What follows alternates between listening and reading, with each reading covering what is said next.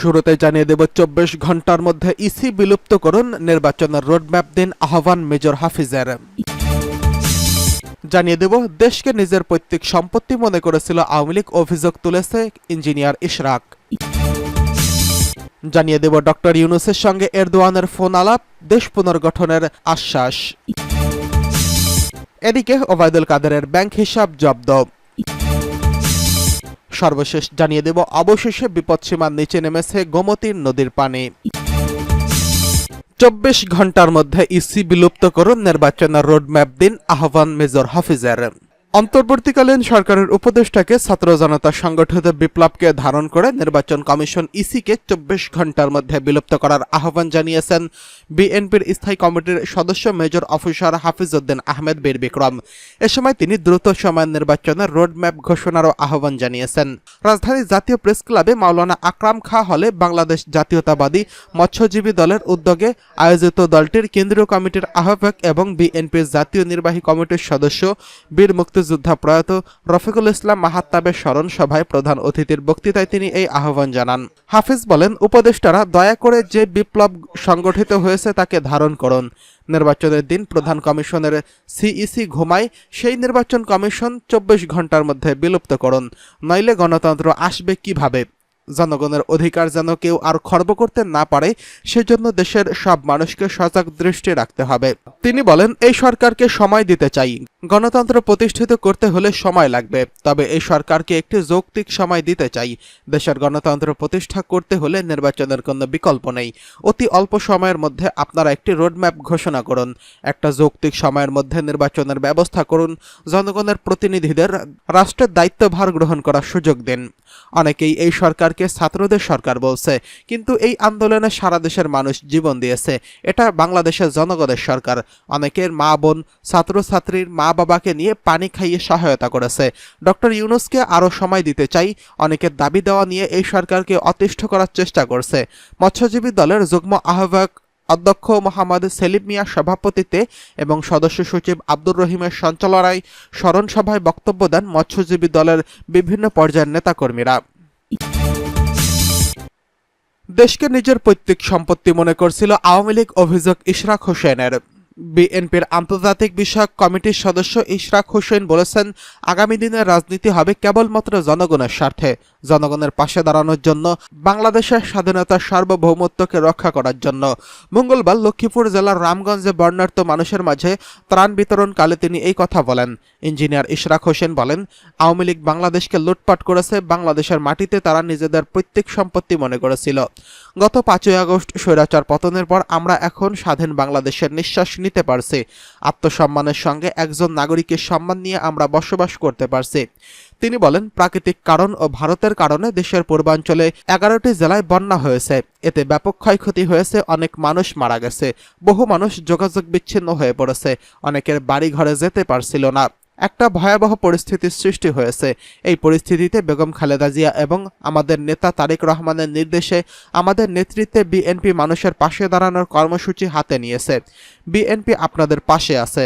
বিএনপির এই তরুণ নেতা আরও বলেন, দেশের মানুষ যখন বন্যাসহ প্রাকৃতিক দুর্যোগে পড়েছে, তখন আওয়ামী লীগের নেতাকর্মীরা ঢাকায় বসে ভোগবিলাসে জীবন কাটিয়েছে। আগামী দিনের আমরা এই রাজনীতির ধারা ভাঙতে চাই, সেই স্বার্থপর রাজনীতির ধারা ভাঙতে চাই। আগামী দিনে যে কোনো প্রাকৃতিক দুর্যোগে আমরা আপনাদের পাশে থাকব।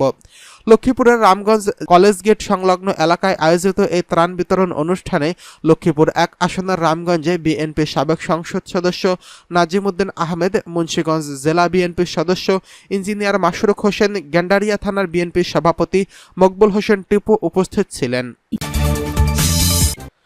এদিকে ডক্টর ইউনূসের সঙ্গে এরদোয়ানের ফোন আলাপ, দেশ পুনর্গঠনের আশ্বাস। অন্তর্বর্তীকালীন সরকারের প্রধান উপদেষ্টা ডক্টর মোহাম্মদ ইউনূসকে টেলিফোন করে অভিনন্দন জানিয়েছেন তুরস্কের president Recep Tayyip Erdogan.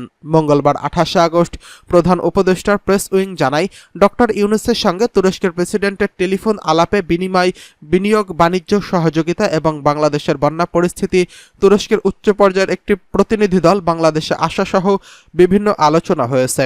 আলাপকালে president Erdogan বাংলাদেশের বিভিন্ন অঞ্চলে বন্যায় প্রাণহানির ঘটনায় শোক প্রকাশ করেন। তিনি বলেন, বন্যা দুর্গতদের তুরস্কের মানবিক সহায়তা দেবে। অন্তর্বর্তীকালীন সরকারের প্রধান তার্কিশ প্রেসিডেন্টকে ধন্যবাদ জানান। এরদোয়ান 2006 সালে শান্তিতে নোবেল পাওয়া ডক্টর ইউনূসের দীর্ঘদিনের বন্ধু। প্রভাবশালী বিশ্ব শক্তি তুরস্ককে বাংলাদেশের বাণিজ্য ও বিনিয়োগ বাড়ানোর আহ্বান জানিয়ে বলেন, বাংলাদেশের উৎপাদন সহ প্রধান সেক্টরগুলোতে তুরস্কের বিনিয়োগ প্রয়োজন। প্রেসিডেন্ট এরদোয়ান বলেন, বাংলাদেশ পুনর্গঠনের সহায়তার জন্য তুরস্ক শিগগিরই একটি উচ্চ পর্যায়ের প্রতিনিধি দল পাঠাবে। প্রধান উপদেষ্টা ডক্টর ইউনূসকে তুরস্কে সফরের আমন্ত্রণ জানান প্রেসিডেন্ট এরদোয়ান। ডক্টর ইউনূস আমন্ত্রণ গ্রহণ করে বলেন, সুবিধাজনক সময়ে তিনি তুরস্ক সফর করবেন। প্রধান উপদেষ্টা ডক্টর মোহাম্মদ ইউনূসও প্রেসিডেন্ট এরদোয়ানকে বাংলাদেশ সফরের আমন্ত্রণ জানিয়েছেন। তুর্কি প্রেসিডেন্ট এরদোয়ান এই আমন্ত্রণ গ্রহণ করেছেন। এদিকে ওবায়দুল কাদেরের ব্যাংক হিসাব জব্দ। আওয়ামী লীগের সাধারণ সম্পাদক এবং সাবেক সড়ক পরিবহন সেতুমন্ত্রী ওবায়দুল কাদেরের ব্যাংক হিসাব জব্দ করা হয়েছে। মঙ্গলবার আর্থিক গোয়েন্দা বিভাগ বাংলাদেশ ফিনান্সিয়াল ইন্টেলিজেন্স ইউনিট হিসাব স্থগিতের এই নির্দেশ দেন দেশের বিভিন্ন ব্যাংক ও আর্থিক প্রতিষ্ঠানকে।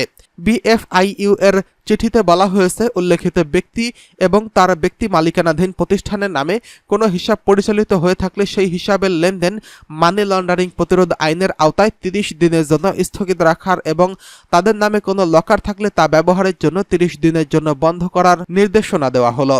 ওবায়দুল কাদেরের ব্যাংক হিসাব স্থগিতের চিঠিতে তার মা বাবার নাম উল্লেখ করা হয়েছে, পাশাপাশি তার জাতীয় পরিচয়পত্রের নাম্বার এবং জন্ম তারিখ উল্লেখ করা হয়েছে। লেনদেন স্থগিতের পাশাপাশি সব ব্যাংক হিসাবে সংশ্লিষ্ট তথ্য বা দলিল, যেমন হিসাব খোলার ফর্ম, কেওআইসি এবং লেনদেনের বিবরণী প্রভৃতি তথ্য বিএফআইইউ এর কাছে পাঠাতে বলা হয়েছে। ওবায়দুল কাদের 2016 সালের অক্টোবর থেকে আওয়ামী লীগের সাধারণ সম্পাদক হিসেবে দায়িত্ব পালন করছেন। 5 আগস্ট আওয়ামী লীগের সরকার পতনের আগে পর্যন্ত তিনি সড়ক পরিবহন ও সেতুমন্ত্রী ছিলেন। তিনি বাংলাদেশের সাবেক ছাত্রলীগের সভাপতি। ওবায়দুল কাদের নোয়াখালী 5 আসনের সংসদ সদস্য ছিলেন। এদিকে অবশেষে বিপদসীমার নিচে নামল গোমতীর পানি। অবশেষে বিপদসীমার নিচ দিয়ে প্রবাহিত হওয়া শুরু করেছে কুমিল্লার গোমতী নদীর পানি। বর্তমানে নদীটির পানি বিপদসীমার 3 সেন্টিমিটার নিচ দিয়ে প্রবাহিত হচ্ছে। মঙ্গলবার 27 আগস্ট রাত 10টার দিকে ঢাকা পোস্টকে এই তথ্য নিশ্চিত করেছেন কুমিল্লা পানি উন্নয়ন বোর্ডের নির্বাহী প্রকৌশলী খান মোহাম্মদ অলিউজ্জামান। তিনি জানান, গোমতী নদীর পানি কমছে, বিপদসীমা 3 সেন্টিমিটার নিচ দিয়ে প্রবাহিত হচ্ছে, পরিস্থিতি উন্নতির দিকে যাচ্ছে। এর আগে 22 আগস্ট রাতে গোমতীর পানি বিপদসীমার স্মরণকালে সর্বোচ্চ উপর দিয়ে প্রবাহিত হয়েছিল। সেদিন রাতে পানি বিপদসীমার 134 সেন্টিমিটার উপর দিয়ে প্রবাহিত হয়। ওই দিন দিবাগত রাত 12টা থেকে নদীর বুড়িচং উপজেলার 16 নল ইউনিয়নের বুরবুরিয়া এলাকায় বাঁধ ভেঙে লোকালয়ে পানি প্রবাহ বাড়ে, ফলে নিম্নাঞ্চল প্লাবিত হয়ে ভয়াবহ বন্যার সৃষ্টি করে।